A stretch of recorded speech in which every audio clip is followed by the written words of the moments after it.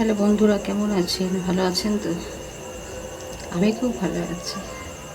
কালকে বিশ্বকর্মা পুজো, চারিদিকে মাইকের আওয়াজ শুনতে পাচ্ছি। মনে হচ্ছে যেন পুজো এসে গেল।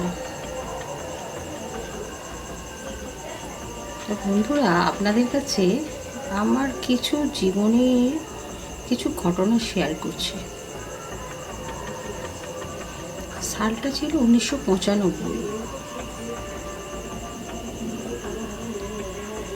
আমার আর আমার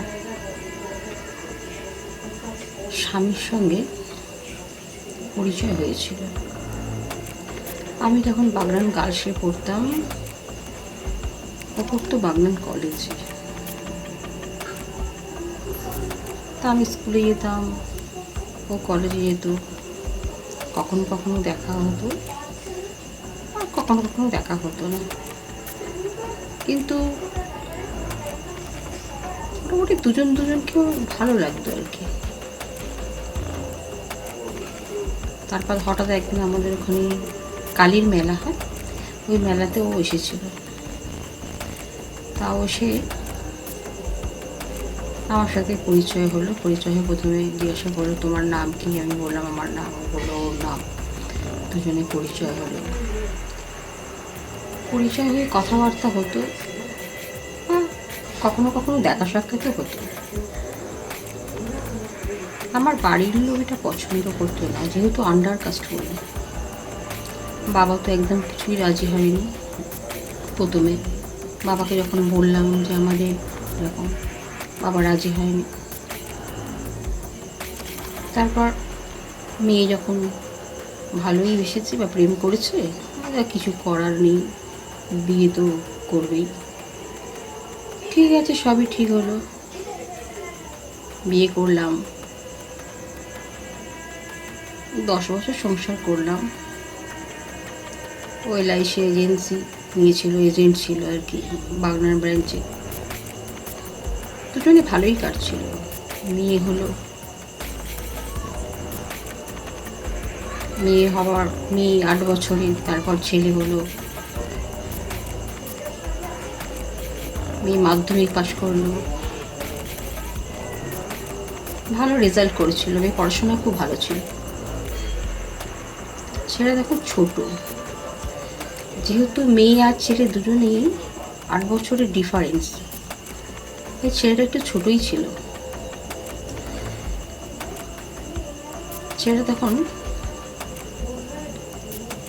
মেয়ে যখন মাধ্যমিক দেয়, ছেলের তখন বয়স এই 7-8 বছর হবে।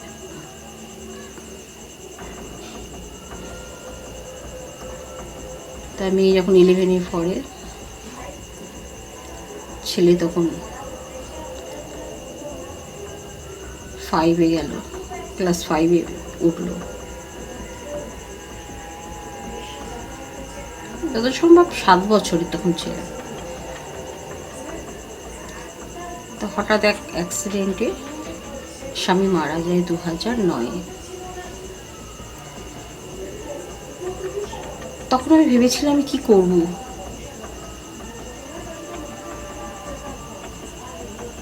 বুঝতে পারছিলাম না, দিশেহারা হয়ে গেছিলাম। আমার পাশে কেউ ছিল না।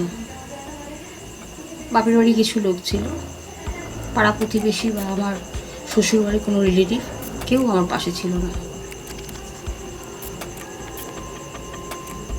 খুব কষ্ট পেয়েছিলাম সেই সময়।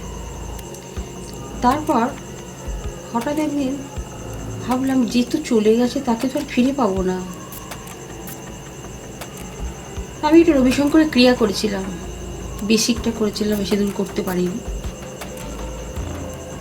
ভালো লাগতো না, কিন্তু তবু জোর করে রবিশঙ্করের বেসিকটা করেছিলাম।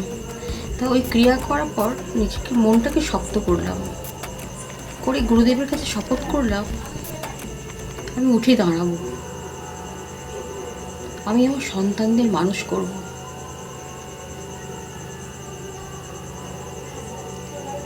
মেয়েটা উচ্চ মাধ্যমিক পাশ করলো। পাশ করার পরও যেহেতু পড়াশোনায় ভালো ছিল, নার্সিং ট্রেনিং পেল, নার্স হলো।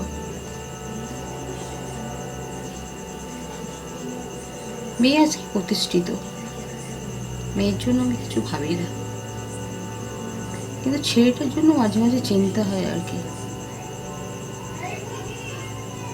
একটা ছোটোখাটো ট্রেনিং করেছে, সেই ট্রেনিংয়ের উপরে সব বাইরে বাইরে চাকরি, বাইরে যেতে চায় না।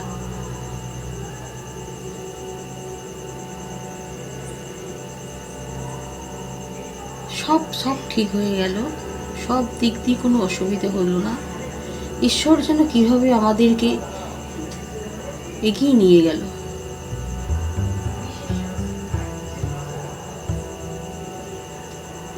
তাই বন্ধুরা, আপনাদেরকে একটা কথাই বলি, সবই তো ঠিক হয়ে যায়, যে চলে যায় তাকে আর ফিরে পাওয়া যায় না, আর যে থাকে সে কিন্তু খুব কষ্ট নিয়েই থাকে। পাড়া প্রতিবেশী সেরকম ভালো নয়, কারোর কাছে সব কিছু বলা যায় না। ঈশ্বরকে একটা কথাই বলি, ঈশ্বর তুমি আমায় শক্তি দাও, আমি যেন আরও এগিয়ে যেতে পারি, আমি যেন আরও কিছু করে যেতে পারি, এটুকুই আমার আশা। চলছে মোটামুটি, এখন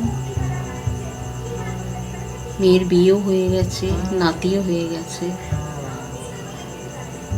সেটা এখন ছোটোখাটো একটা জব করছে, চলছে এইভাবে চলছে মোটামুটি। দেখা যায় ঈশ্বরের কোথায় নিয়ে যায় আমাদের, সবই তো তারই ওপর, আমার তো আর করার কিছু নেই। তো একটা কথাই বলি বন্ধুরা, মানুষকে এগিয়ে যেতে হলে অনেক কিছু জীবনে ছাড়তে হয়। সেই ছাড়াটা আমার কাছে প্রচণ্ড পরিমাণে তখন সেই মুহূর্ত খুবই অসুবিধে হয়েছিল, কিন্তু আমি দাঁড়িয়েছিলাম, উঠে দাঁড়িয়ে পড়েছিলাম, দাঁড়িয়ে ঠিকঠাক সব এগিয়ে নিয়ে যাচ্ছিলাম। কিছু কিছু মানুষের সঙ্গে পরিচয় হয় বা কথাবার্তা বলি, কিন্তু কোনো মানুষকেই যেন আমার ঠিক ভালো লাগে না, সবার সঙ্গেই যেন একটা অমিল থেকে যায়। তাই বন্ধুরা, আপনাদেরকে বলি, আমাকে একটু আশীর্বাদ করবেন, আমি যেন আরও এগিয়ে নিয়ে যেতে পারি, বা আমি আমার লক্ষ্যে ঠিক যেন পৌঁছতে পারি, বা ওদের জন্য কিছু করে যেতে পারি, এটুকুই আমার আশা। বন্ধুরা, সবাই ভালো থাকবেন, সুস্থ থাকবেন, যা বললাম সেটা একটু দেখবেন, লাইক শেয়ার করবেন, এটুকুই আশা। Good night.